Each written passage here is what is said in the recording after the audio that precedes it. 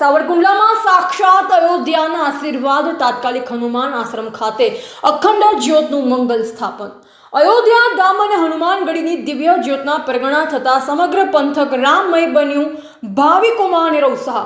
કેસરિયા માહોલ અને રામધૂનના ગુંજાળ વચ્ચે અયોધ્યાની અખંડ જ્યોતનું ભવ્ય સ્વાગત। ઠેર ઠેર પુષ્પવર્ષા। તાત્કાલિક હનુમાન આશ્રમથી કેવડાપરા સુધી નીકળેલ દિવ્ય શોભાયાત્રામાં ગોપી મહિલા મંડળ અને હજારો ભક્તો જોડાયા। સાવરકુંડલાના આંગણે અયોધ્યાની દિવ્ય અનુભૂતિ।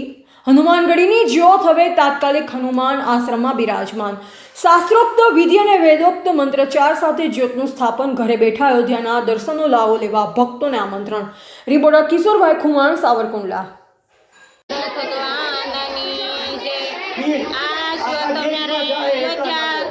અયોધ્યાથી રામચંદ્ર ભગવાનની જ્યોત છે અને એક હનુમાનજી મહારાજની પણ અયોધ્યાથી જ્યોત આવી છે અને એ 10 દિવસે અમારે સાવરકુંડલા અહીંયા તાત્કાલિક હનુમાન આશ્રમે અમારે પહોંચી હતી।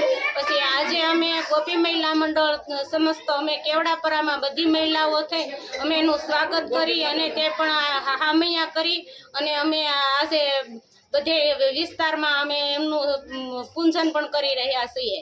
જય દ્વારકાધીશ। જય શ્રી રામ।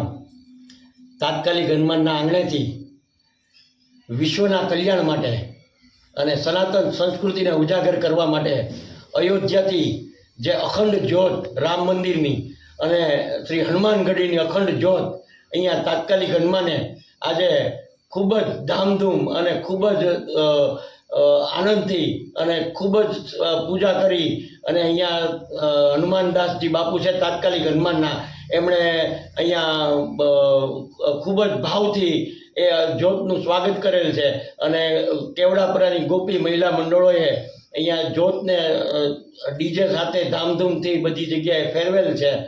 100 વર્ષ રાષ્ટ્રીય સ્વયંસેવકને પૂરા થવાના છે।